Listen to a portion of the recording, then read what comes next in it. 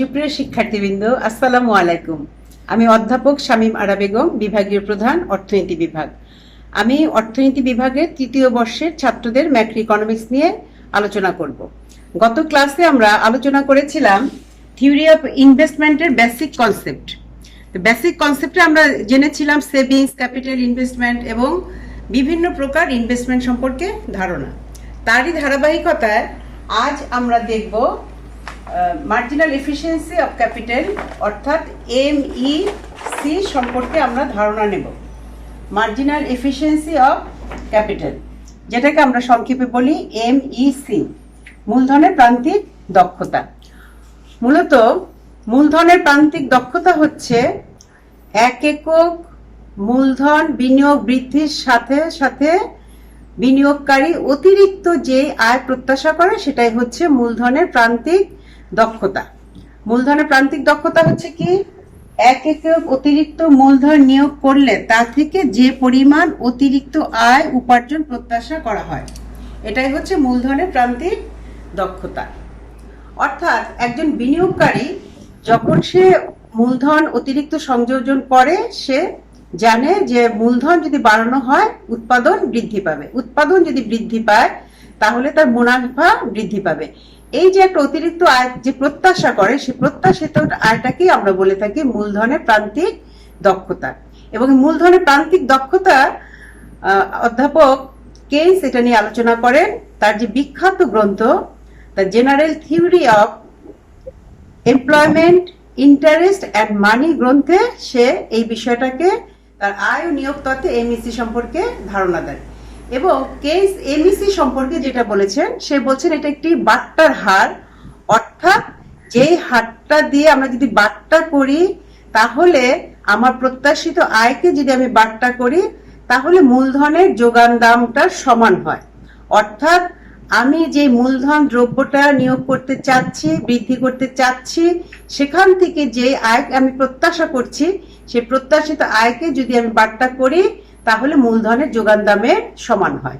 তাহলে সেই জিনিসটাকে যদি বলি, আবার কি বলছেন কেইন্স, MEC বলতে একটি বাট্টার হারকে বোঝানো হয়েছে যার দ্বারা সম্ভাব্য আয়কে বাট্টা করলে তার মূল্য বাট্টাকৃত মূলধন দ্রব্যের যোগান দামের সমান হয়। তাহলে এটাকে যদি আমরা একটি সূত্রকে দেখাই, অর্থাৎ সূত্রটা কে দিয়েছেন, সূত্রটা দিয়েছেন কেইন্স। সূত্রটি হচ্ছে C0 is equal to R1 divided by 1 plus R plus R2 1 plus R square plus Rn divided by 1 plus R power n। এটা একটি সূত্র দ্বারা প্রকাশ করেছে। এখানে C0 হচ্ছে মূলধন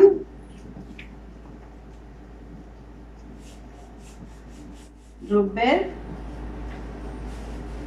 যোগান দাম, R1 R2 হচ্ছে বিভিন্ন মেয়াদে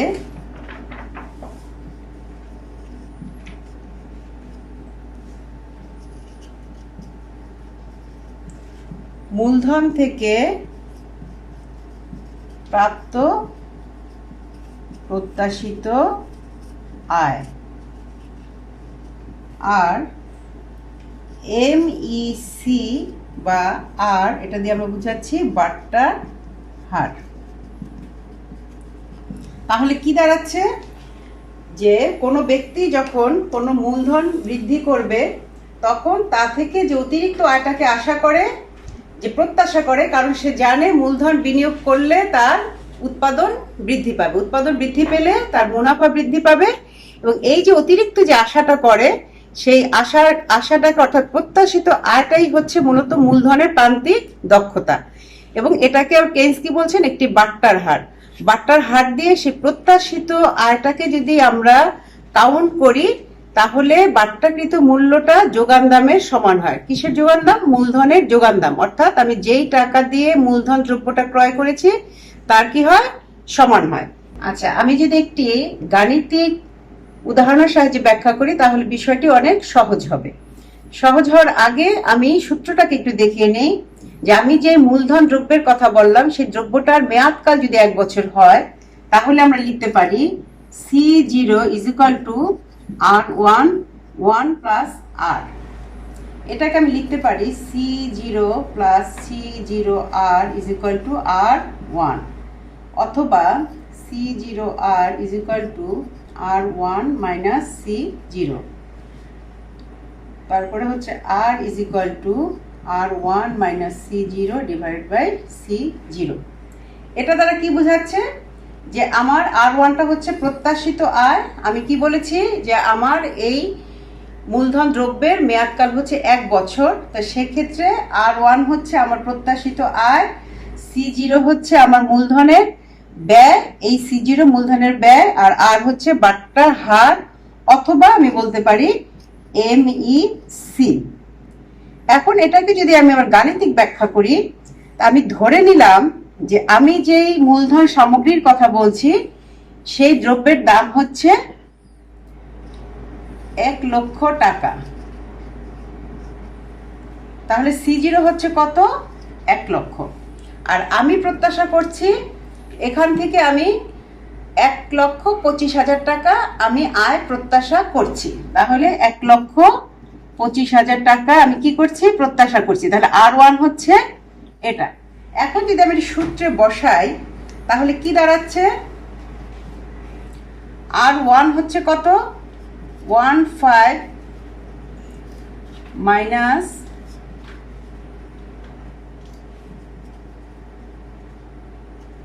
এটা। তাহলে এখান থেকে আমি লিখতে পারি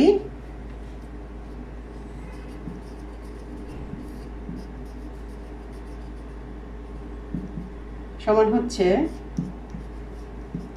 1/4 সমান সমান 0.25, অথবা বলতে পারি 25%।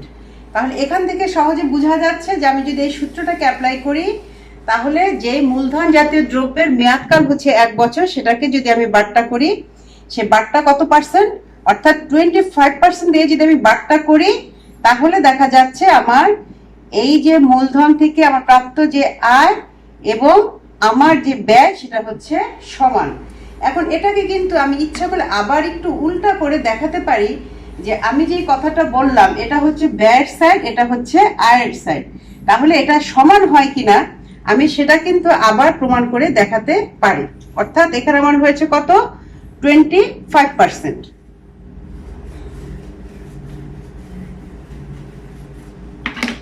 আমার MEC ইজ ইকুয়াল টু 25%। এখন আমি লিখি আমার C0 কত? 1 লক্ষ টাকা। R1 কত? R1 হচ্ছে 1,25,000। 1 প্লাস 25% মানে হচ্ছে 25% 20.25। তাহলে এটা সমান হচ্ছে 1,25,000 ডিভাইডেড বাই 1.25। তো 1.25 দিয়ে যদি আমি ভাগ করি তাহলে আলটিমেটলি কি দাঁড়াচ্ছে? 1 লক্ষ। অর্থাৎ কি দেখা যাচ্ছে যে আমার তাহলে কি হলো যে এমন একটি ডিসকাউন্ট হার যেটা দিয়ে এটাকে বাট্টা করলে আমার মূলধন ব্যয়ের সমান হবে। তাহলে আমি এইটাকে আমি একটা বাট্টা করেছি কত দিয়ে? MEC দিয়ে। তাহলে এই দুই সাইড আমার কি হলো? সমান হলো। অর্থাৎ আমি দুভাবেই দেখাতে পারি। তাহলে কি হচ্ছে? মূলধন MEC হচ্ছে এমন একটি বাট্টার হার যেটা দিয়ে আমি আমার প্রত্যাশিত আয়টাকে বাট্টা করলে বাট্টাকৃত পরিমাণ, মূল্য এবং আমার মূলধন জাতীয় দ্রব্যের যোগান দাম আমার কি হবে? সমান হবে। এখন এটাকে যদি আমি চিত্রের রূপ দেই,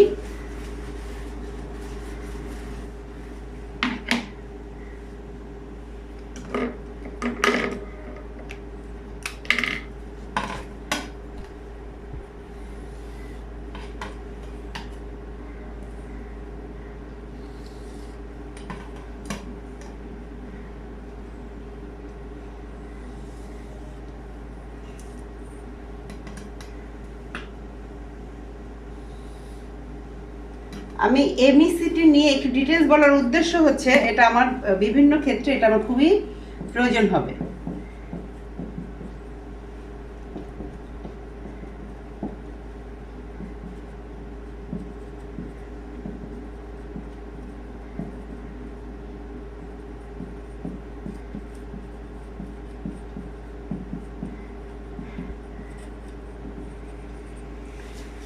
এক্ষেত্রে দেখা যাচ্ছে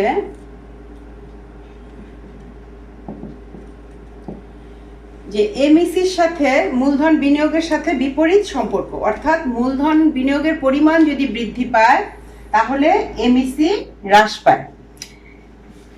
এর কারণ হচ্ছে আমরা একটা জিনিস জানি যে মূলধনের প্রান্তিক দক্ষতা হচ্ছে ক্রমহ্রাসমান, আর 2 নম্বর হচ্ছে মূলধন নিয়োগ যখন বাড়ে মূলধনের চাহিদা তখন বৃদ্ধি পায়, আর মূলধনের চাহিদা যখন বাড়ে তখন মূলধনের যোগান দাম বৃদ্ধি পায়, ফলে কি হয় এমইসিটা হ্রাস পায়। এরপরে হচ্ছে মূলধনের চাহিদা যখন বৃদ্ধি পায় তখন এমইসিটা কমে আসে। মূলধনের চাহিদা যদি বৃদ্ধি পায় সুদের হার কি হয় বেড়ে যায়। সর্বশেষে অধিক মূলধন যখন নিয়োগ করা হয় উৎপাদনের পরিমাণ বেড়ে যায়, উৎপাদন পরিমাণ যখন বাড়ে তখন দ্রব্যের দাম কি হয় কমে যায়, ফলে কি হয় এমইসিটাও কমে যায়। তাহলে বিভিন্ন কারণে দেখা যায় যে এমইসি রেখাটা বাম দিক থেকে ডান দিকে নিম্নগামী। তাহলে এখানে আরেকটু সংক্ষেপে বলে রাখি, আরেকটি হচ্ছে এমইআই, আরেকটা হচ্ছে এমইআই। এমইআইটা হচ্ছে কি মূলধনের প্রান্তিক দক্ষতা হচ্ছে MEC marginal efficiency of capital, আর এমইআই হচ্ছে marginal efficiency of investment, marginal efficiency of investment. এখন মার্জিনাল এফিসিয়েন্সি অফ ইনভেস্টমেন্ট হচ্ছে যে অতিরিক্ত বিনিয়োগ করার ফলে যে দক্ষতা সেটা, অর্থাৎ একটা হচ্ছে মূলধনের প্রান্তিক দক্ষতা আর একটা হচ্ছে বিনিয়োগের প্রান্তিক দক্ষতা। তা অতিরিক্ত মূলধন বিনিয়োগ করার ফলে যেই অতিরিক্ত আয়টা প্রত্যাশা করা হয় সেটা হচ্ছে বিনিয়োগের প্রান্তিক দক্ষতা। তাহলে বিনিয়োগের প্রান্তিক দক্ষতা এবং মূলধনের প্রান্তিক দক্ষতা উভয়ই কিন্তু একটি প্রত্যাশিত আয়, অর্থাৎ আমি প্রত্যাশা করছি, এবং এই প্রত্যাশাটা কি হয় বিনিয়োগের পরিমাণ বৃদ্ধির সাথে সাথে এটা হ্রাস পায়, অর্থাৎ উভয় রেখায় কিন্তু বাম দিক থেকে ডান দিকে নিম্নগামী। কিন্তু পার্থক্য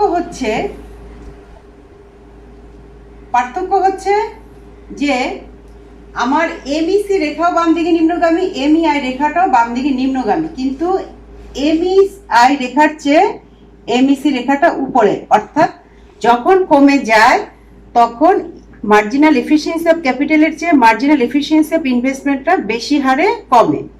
এর মূল কারণ হচ্ছে মার্জিনাল এফিসিয়েন্সি অফ ক্যাপিটালের ক্ষেত্রে আমরা মূলধনের যে যোগান দামটা ছিল সেটাকে আমরা কি করেছি, সেটাকে আমরা স্থির ধরে নিয়েছি, কিন্তু মার্জিনাল এফিসিয়েন্সি অফ ইনভেস্টমেন্টের সময় সেটাকে আমরা কি করেছি পরিবর্তনশীল ধরেছি। দ্বিতীয় হচ্ছে বিনিয়োগ যদি বাড়ে যোগান দাম বাড়ে। আরেকটা হচ্ছে ক্রমহ্রাসমান প্রান্তিক উৎপাদন বিধি এবং ক্রমহ্রাসমান যোগান বিধির জন্য কি হয় দ্রব্যের দাম হয় বেড়ে যায়, অর্থাৎ আমরা যদি উল্টাভাবে বলি যে দুটাই হ্রাস পায়, কিন্তু এক্ষেত্রে কার্যকর হচ্ছে মূলধনের প্রান্তিক দক্ষতা ক্রমহ্রাসমান, এবং এর কারণ হচ্ছে একটা তো আছে প্লাস হচ্ছে এটাকে আমরা কি করি মূলধনের যে যোগান দাম সেটাকে আমরা স্থির ধরি। আর এমইআই এর ক্ষেত্রে ক্রমহ্রাসমান আছে, সাথে সাথে মূলধনের যোগান দামটা পরিবর্তনশীল হওয়ায় মূলধন যোগান দামটা কি হয় বৃদ্ধি পায়, যোগান দাম বৃদ্ধি পায়, এবং সাথে সাথে আরেকটা হয় যে উৎপাদিত পণ্যের পরিমাণ বৃদ্ধি পাওয়ার ফলে দ্রব্যের দামটা কি হয় হ্রাস পায়, ফলে এমইআইটা কমে আসে। অর্থাৎ এখানে শুধু ক্রমহ্রাসমান প্রান্তিক উৎপাদন বিধি কার্যকর, কিন্তু এখানে ক্রমহ্রাসমান প্রান্তিক উৎপাদন বিধির সাথে সাথে যোগান দামটা বৃদ্ধি পায়, অর্থাৎ যোগান দামটা বৃদ্ধি পায় প্লাস হচ্ছে উৎপাদিত পণ্যের দাম কমে যায়। এই দুই কারণে এমই রেখাটা এটার চেয়ে বেশি হারে কমে। এবং এখানে দেখা যাচ্ছে যে একটা পর্যায়ে দুইটা সমান হলেও আমি যদি অন্য একটা পর্যায়ে বিবেচনা করি এখানে দেখা যাচ্ছে দুটাই কমেছে, এটা বিনিয়োগ বৃদ্ধি পাওয়ার ফলে এটা যতখানি কমেছে এটা তার চেয়ে কম কমেছে। তাহলে এই হচ্ছে সম্পর্ক। এখন আমরা আমাদের মূল আলোচনায় ফিরে আসি। আমাদের মূল আলোচনার বিষয় ছিল কিন্তু থিওরি অফ ইনভেস্টমেন্ট, এবং এই থিওরি অফ ইনভেস্টমেন্টের ক্ষেত্রে অপটিমাম ইউজ অফ ক্যাপিটাল অথবা equilibrium level of investment. Equilibrium কথাটার সাথে আমরা সবাই কম বেশি পরিচিত।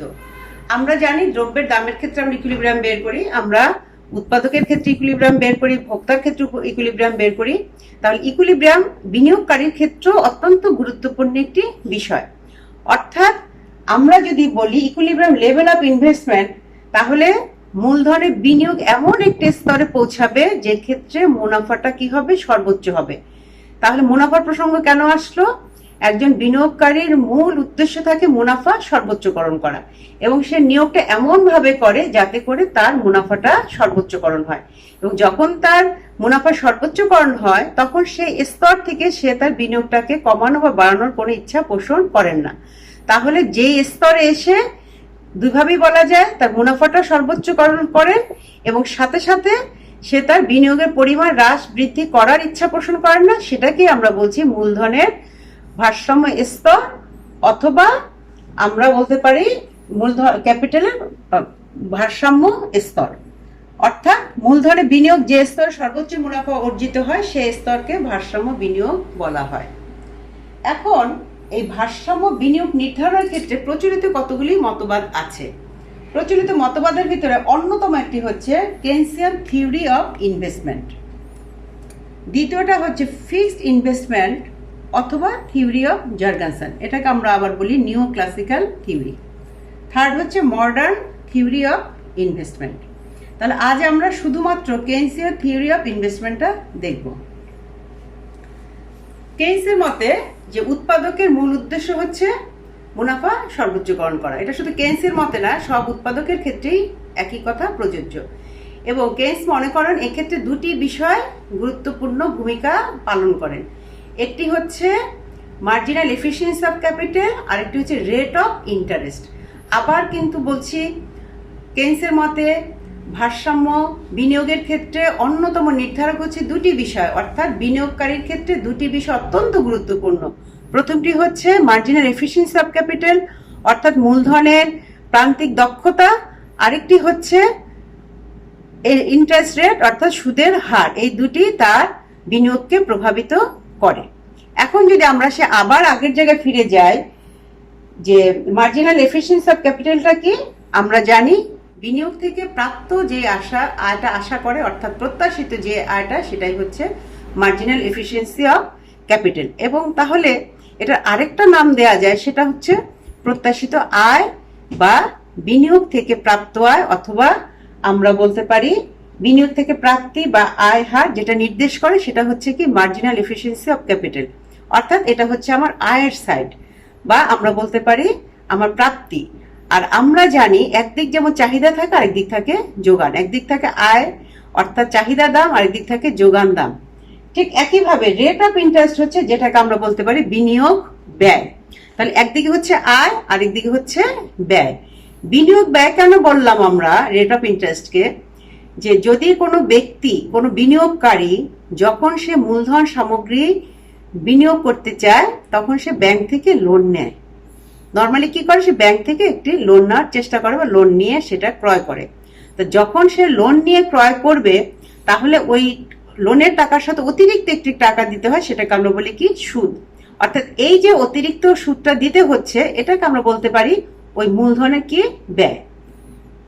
এখন প্রশ্ন হতে পারে যে সবাই কি ব্যাংক লোন করে করবে? না, না করলেও কেউ যদি তার ব্যক্তিগত কোনো জমানো টাকা থেকে, সঞ্চয় থেকে যদি মূলধন সামগ্রী ক্রয় করে, তাহলে ওই ব্যক্তি জানে যে এই মূলধন ক্রয়ের ক্ষেত্রে তার যে ব্যয়, অর্থটা ব্যয় হলো, সেটা যদি ব্যাংকে রাখা হতো বা অন্য কাউকে দিত বা অন্য কোনো ক্ষেত্রে ব্যয় করতো, তাহলে সে অতিরিক্ত একটা আয় পেত। অর্থাৎ এই মূলধন সামগ্রী ক্রয় করার জন্য সে ব্যক্তিগত টাকাও যদি দেয় তাহলেও তার কিন্তু একটা সুযোগ ব্যয় থাকে। সেটাকে আমরা কি বলে থাকি? Opportunity cost of investment. তাহলে যেভাবেই বলা হয় না কেন, সুদের হারটাকে আমরা কি বলছি? মূলধনের জন্য ব্যয়। তাহলে কেস বলেছেন এই এবিসি এবং সুদের হার এই দুটা যখন সমান হবে তখনই বিনিয়োগকারী ভারসাম্য লাভ করবে। কারণ যতক্ষণ পর্যন্ত সুদের হারের চেয়ে এমইসিটা বেশি হবে ততক্ষণ পর্যন্ত সে অতিরিক্ত বিনিয়োগে কি হবে, উৎসাহিত হবে। কারণ সে জানে বিনিয়োগ বৃদ্ধি করলে উৎপাদন বাড়বে, উৎপাদন বৃদ্ধি করতে পারলে তার বিক্রি বাড়বে এবং বিক্রয় বাড়লে তার মুনাফা বৃদ্ধি পাবে। ঠিক একইভাবে তার যখন কম হয়ে যায়, অর্থাৎ সুদের হারের চেয়ে যদি এমইসিটা কম হয়, তখন সে দেখে তার কি হয়, তার খরচ বেড়ে যায়, তার ব্যয় বেড়ে যায়, অর্থাৎ তার লোকসানের সম্ভাবনা থাকে। তাহলে যতক্ষণ পর্যন্ত উভয় সমান না হয়, অর্থাৎ হ্রাস বৃদ্ধি পেয়ে যখন এমইসি এবং সুদের হার সমান হয়, তখনই সে ভারসাম্য লাভ করে। এবং কেইন্সের মতে সেটাই হচ্ছে ভারসাম্য বিনিয়োগের স্তর বা পরিমাণ। এটাকে যদি আমি চিত্রের সাহায্যে ব্যাখ্যা করি, তাহলে চিত্রটা হচ্ছে কি, আমরা দেখলাম যে নির্দিষ্ট সময় সুদের হার কি থাকে, স্থির থাকে। তাহলে ও এম আই এটা হচ্ছে স্থির, এই জন্য রেখাটা হচ্ছে সরল আকৃতির এবং ভূমি অক্ষের সমান্তরাল। আর এমইসি রেখাটা হচ্ছে বাম দিক থেকে ডান দিকে নিম্নগামী, এটা আমরা আগে বহুবার বলেছি। এখন দেখা যাচ্ছে যে বিনিয়োগ যদি হয় ও এম ওয়ান, সেক্ষেত্রে আমার সুদের হার কম, আমার এমইসিটা বেশি, অর্থাৎ বিনিয়োগকারী আরও মুনাফা লাভের উদ্দেশ্যে বিনিয়োগের পরিমাণ কি করবে, বৃদ্ধি করবে। আবার উল্টা হতে পারে, বিনিয়োগের পরিমাণ যদি ও এম থ্রি হয়, এক্ষেত্রে দেখা যাচ্ছে এমইসি হচ্ছে কম, সুদের হার হচ্ছে বেশি, অর্থাৎ তার যা প্রত্যাশা করছে তার চেয়ে খরচ বেশি হচ্ছে। তখন সে কি করবে, তার লোকসানটা বেড়ে যায়। এই জন্য সে লোকসান কমানোর জন্য সে কি করে, বিনিয়োগটাকে কমিয়ে দেয়। এবং একটা পর্যায়ে এসে দেখা যাচ্ছে এই বিন্দুতে এমইসি এবং সুদের হার পরস্পর সমান। তাহলে ই বিন্দুই হচ্ছে ভারসাম্য বিন্দু এবং ও এম টু হচ্ছে ভারসাম্য পরিমাণ। তাহলে এখান থেকে আমরা যে ডিসিশনে আসতে পারি, প্রথম হচ্ছে এমইসি যদি সুদের হার চেয়ে বেশি হয় তাহলে বিনিয়োগ বৃদ্ধি পাবে, এমইসি যদি সুদের হার সমান হয় বিনিয়োগ ভারসাম্য লাভ করবে, এমইসি যদি সুদের হারের চেয়ে বড় হয় তাহলে বিনিয়োগ হ্রাস পাবে। এখানে একটু ভুল হয়েছে, এমইসি যদি সুদের হারের চেয়ে ছোট হয় তাহলে বিনিয়োগ কি হবে, হ্রাস পাবে। তাহলে এখানে আমরা তিনটা সিচুয়েশন দেখলাম। এই তিনটা সিচুয়েশন থেকে আমরা কি ডিসিশন আসতে পারি, অর্থাৎ কেইন্স যে কথাটা বলছে যে বিন্দুতে সুদের হার এবং মার্জিনাল এফিসিয়েন্সি অফ ক্যাপিটাল সমান হবে সেটাই হবে ভারসাম্য বিন্দু। এবং ভারসাম্য বিন্দুতে আমরা যতটুকু বিনিয়োগ দেখানো হয় সেটাই হচ্ছে ভারসাম্য বিনিয়োগের পরিমাণ। এবং এই পরিমাণ থেকে সে হ্রাস বৃদ্ধি করার তার কোনো ইচ্ছা থাকে না। এখন প্রশ্ন হচ্ছে, শুধুই কি সমান হলেই হবে, অর্থাৎ যে বিন্দুতে এমইসি এবং সুদের হার অর্থাৎ আর সমান হবে সেটাই কি শুধু ভারসাম্য বিন্দু? সেটাকে যদি আমরা ব্যাখ্যা করতে যাই তাহলে আমাদের আরেকটু আগাতে হবে।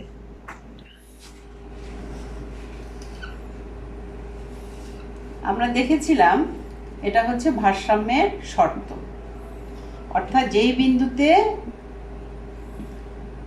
সুদের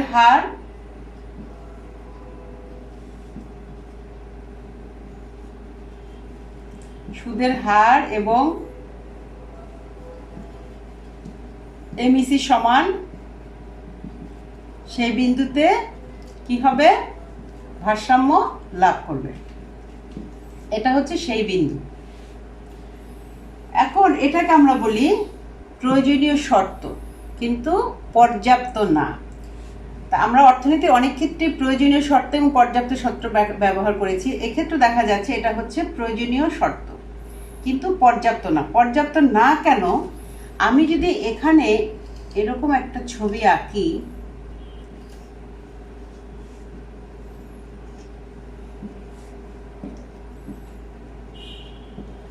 যে ক্ষেত্রে দেখা যাচ্ছে যে এমইসিটা ক্রমবর্ধমান, অর্থাৎ এখানেও কিন্তু আমার ভারসাম্য বিন্দু পেয়েছি, কারণ এই বিন্দুতে সুদের হার এবং এমইসি সমান, কিন্তু এখানে আমি ভারসাম্য বিন্দু পেয়েছি, কিন্তু এটাকে আমি কাম্য বিনিয়োগ বলতে পারছি না। কেন বলতে পারছি না? আমি যদি এই বিন্দুর আগে তাকাই তাহলে দেখা যাচ্ছে যে এক্ষেত্রে আমি যদি বিনিয়োগ ও এম পরিমাণ করি, ও এম ওয়ান পরিমাণ করি, এক্ষেত্রে এমইসি কম আর এর পরিমাণ বেশি, অর্থাৎ আমি যা প্রত্যাশা করছি তার চেয়ে আমার খরচটা বেশি। তাহলে নিশ্চয়ই আমি বিনিয়োগটাকে কি করব, কমিয়ে দেবো, এটা আমাকে আরও কমিয়ে দেবো। এরকম করতে করতে একটা পর্যায়ে হতে পারে আমার বিনিয়োগের পরিমাণ কি হবে, জিরো হবে। আবার উল্টাটা, আমি যদি এইখানে যাই অর্থাৎ M3-তে বিনিয়োগ করি, সেক্ষেত্রে দেখা যাচ্ছে যে আমার সুদের হার কম, আমার এমইসিটা অধিক, অর্থাৎ আমি আরও আগ্রহী হব বিনিয়োগের পরিমাণ বাড়াতে, আমি আরও বৃদ্ধি করলাম। তো এভাবে দেখা যাবে যে আমার বিনিয়োগের পরিমাণ শুধু বাড়তেই থাকবে, আমি নির্দিষ্ট কোনো বিন্দু বা ভারসাম্য বিন্দু বলতে কিছু পাবো না। তাহলে দেখা যাচ্ছে যে আমি যদি ক্রমহ্রাসমান প্রান্তিক উৎপাদন বিধি কার্যকর না হয়ে যদি এমইসির ক্ষেত্রে ক্রমবর্ধমান প্রান্তিক উৎপাদন বিধি কার্যকর হয়, তাহলে সেক্ষেত্রে দেখা যাচ্ছে আমি ভারসাম্য বিন্দু পাচ্ছি না, অর্থাৎ কাম্য বিনিয়োগের বা নিয়োগের পরিমাণ আমি বের করতে পারছি না। তাহলে কি দাঁড়াচ্ছে? প্রথম হচ্ছে আমার প্রয়োজনীয় শর্ত কি? প্রয়োজনীয় শর্ত হচ্ছে এমইসি ইজ ইকুয়াল টু আর। আর পর্যাপ্ত শর্ত কি? পর্যাপ্ত শর্ত হচ্ছে এমইসি হতে হবে কি? ক্রমহ্রাসমান। তাহলে এই দুটা ঠিক থাকলে আমি ভারসাম্য অর্থাৎ কাম্য বিনিয়োগ স্তরটা আমি নির্ধারণ করতে পারবো। এখন প্রশ্ন হচ্ছে যে আমার এই ভারসাম্য এটা কি সবসময় কি স্থির থাকবে? এই ভারসাম্যের কি কোনো পরিবর্তন নেই? আমরা জানি যে দ্রব্যের দাম যখন নির্ধারণ হয়, অর্থাৎ ভারসাম্য দাম যখন নির্ধারণ হয়, সেক্ষেত্রে চাহিদা এবং যোগান কি থাকে? সমান থাকে। অর্থাৎ ভারসাম্যের ক্ষেত্রে একটা সিস্টেম আছে। ঠিক একই কথা প্রযোজ্য হচ্ছে যে আমরা জানি যে এই ভারসাম্য দাম সবসময় স্থির থাকে না, বিভিন্ন কারণে ভারসাম্য দামের পরিবর্তন হতে পারে। একই কথা প্রযোজ্য হচ্ছে বিনিয়োগের ক্ষেত্রে, অর্থাৎ বিনিয়োগকারী যে বিন্দুতে আপাতত বলছি যে এখানে সে ভারসাম্য লাভ করছে, এটাই যে সবসময় স্থির থাকবে এমন কোনো কথা নেই। বিভিন্ন কারণে এর পরিবর্তন হতে পারে, অর্থাৎ ভারসাম্যের পরিবর্তন হতে পারে। আমরা জানি যে এমইসি বিভিন্ন বিষয়ের উপর নির্ভরশীল। যদি একটা দেশের উৎপাদন ব্যবস্থা যদি উন্নত হয়, যদি যোগাযোগ ব্যবস্থা উন্নত হয়, আর্থ সামাজিক অবকাঠামো যদি উন্নত হয়, যদি শ্রমিকের দক্ষতা বৃদ্ধি পায়, রাজনৈতিক স্থিতিশীলতা থাকে, আন্তর্জাতিক বাজারে যদি সম্পর্ক ভালো থাকে, বিশ্বে যদি শান্তি থাকে, তাহলে কিন্তু এমইসিটা বেড়ে যায়। অর্থাৎ বিনিয়োগকারী জানে যে বিনিয়োগের পরিমাণ যদি বাড়ায় তাহলে উৎপাদন বাড়বে, মুনাফা বাড়বে, অতএব এমইসিটা বৃদ্ধি পায়। এখন আমি যদি দেখি যে এমইসিটা বৃদ্ধি পায়, আমি তাহলে কি কি কারণ বললাম? একটা হতে পারে আর্থসামাজিক অবস্থা যদি উন্নতি হয়, শ্রমিকের দক্ষতা যদি বৃদ্ধি পায়, আমার ব্যাংক ব্যবস্থা, বীমা ব্যবস্থা, আর্থিক নীতি, রাজস্ব নীতি সবগুলি যদি অনুকূলে থাকে, তাহলে এমইসিটা কি হয়? বেড়ে যেতে পারে। তো এমইসি যদি বেড়ে যায় তাহলে রেখাটা কি হয়? ডান দিকে শিফট করে। তাহলে ডান দিকে শিফট করলে আমি নতুন একটি রেখা পাই, সেটার নাম দিলাম 1। তাহলে দেখা যাচ্ছে আমার বিনিয়োগের পরিমাণ কি হবে? বেড়ে যাবে। আবার উল্টা হতে পারে, যদি আর্থসামাজিক অবস্থা খারাপ থাকে, রাজনৈতিক স্থিতিশীলতা না থাকে, আমার যদি অবকাঠামো অনুন্নতি হয়, রাস্তাঘাট যদি খারাপ থাকে, বা আমার শ্রমিকের দক্ষতা যদি কমে যায়, তাহলেও কিন্তু এমইসিটা কমে যেতে পারে। আর এমইসি যদি তখন কমে যায়, সেই রেখাটা কোন দিকে যাবে? সেই রেখাটা অবশ্যই বাঁ দিকে শিফট হবে।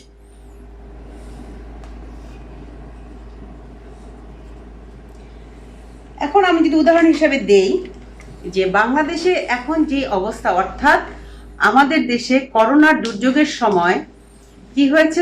অনেক শ্রমিক কর্মসংস্থান হারিয়েছেন।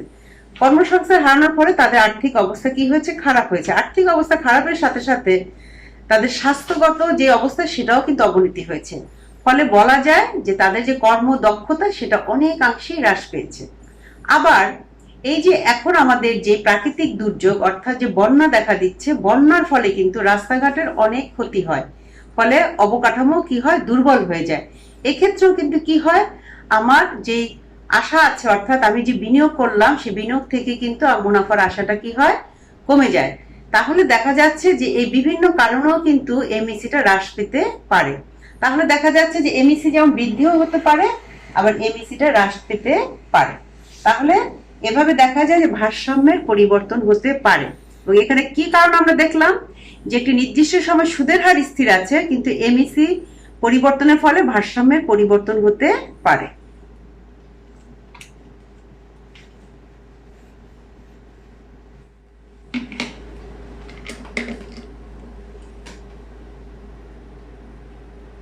এখন যদি আমি আরেকটি পরিবর্তন দেখাই,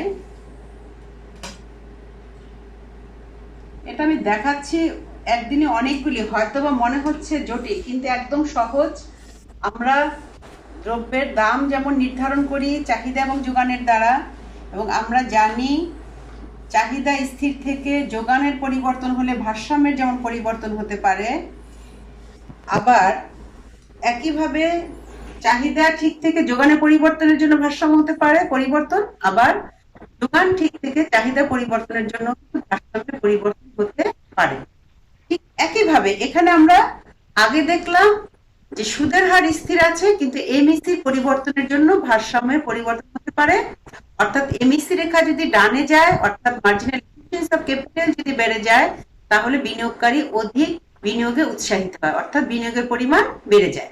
আবার যদি কোনো কারণে মার্জিনাল এফিসিয়েন্সি অফ ক্যাপিটাল যদি হ্রাস পায়, অর্থাৎ বিনিয়োগকারী ক্ষতির সম্ভাবনা থাকে, সে কি করে বিনিয়োগের পরিমাণটাকে কমিয়ে দেয়। ঠিক একইভাবে যদি কোনো কারণে এমইসি স্থির আছে কিন্তু সুদের হারের যদি পরিবর্তন হয়, তাহলে আমরা জানি যে সুদের হার যে সবসময় স্থির থাকবে এমন কিন্তু কথা নেই, সুদের হারও পরিবর্তন হতে পারে। যদি সুদের হার কমে যায়,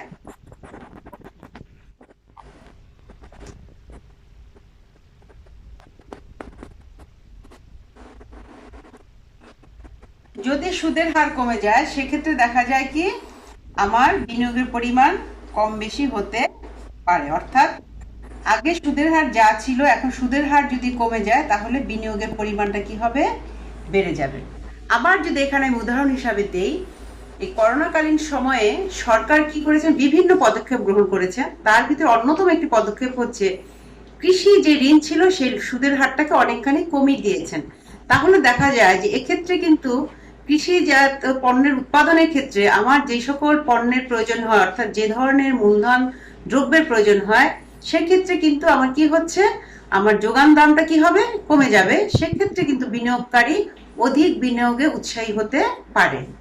আবার উল্টাও হতে পারে, কোনো কারণে যদি সুদের হার বেড়ে যায়, অর্থাৎ সুদের হার যদি বেড়ে যায়, তাহলে দেখা যাচ্ছে ভারসাম্য বিনিয়োগের পরিমাণ কমে যেতে পারে।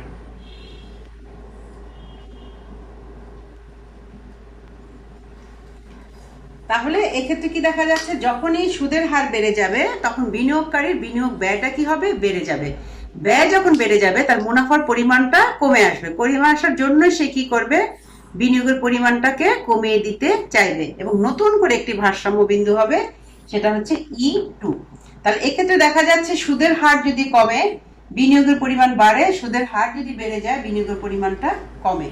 তাহলে আমরা এক্ষেত্রে কি দেখলাম, যে যে ভারসাম্য বিনিয়োগ আমরা যেটা পেয়েছিলাম, অর্থাৎ ভারসাম্য বিনিয়োগ স্তর কোনটাকে বলেছিলাম, যে স্তরে এসে একজন বিনিয়োগকারী তার মূলধন এমন ভাবে বিনিয়োগ করবে যাতে করে সে বিনিয়োগের কাছ থেকে, অর্থাৎ ওই পরিমাণ থেকে সে আর নড়াচড়া করতে চায় না, অর্থাৎ তার বিনিয়োগের পরিমাণটাকে হ্রাস বা বৃদ্ধি করতে চায় না। সেই অবস্থানটাকে আমরা বলছিলাম ভারসাম্য বিন্দু।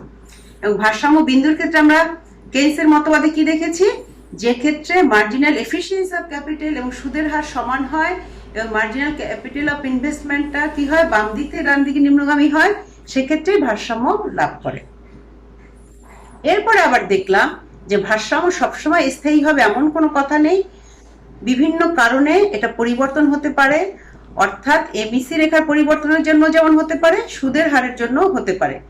এমইসি রেখা আমরা জানি, যদি একটা দেশের আর্থ সামাজিক অবকাঠামো ভালো থাকে, যোগাযোগ ব্যবস্থা ভালো থাকে, শ্রমিকের দক্ষতা বৃদ্ধি পায়, আর্থিক বিষয়গুলি যে অনুকূলে থাকে, তাহলে এমইসিটা বৃদ্ধি পায় এবং সেই রেখাটা ডান দিকে শিফট হয়, তাহলে বিনিয়োগটা বেড়ে যায়। আবার উল্টাও হতে পারে, এই অবস্থানগুলি যদি প্রতিকূলে যায়, তখন এমইসি রেখাটা বাম দিকে যায় এবং বিনিয়োগের পরিমাণটা কমে যায়।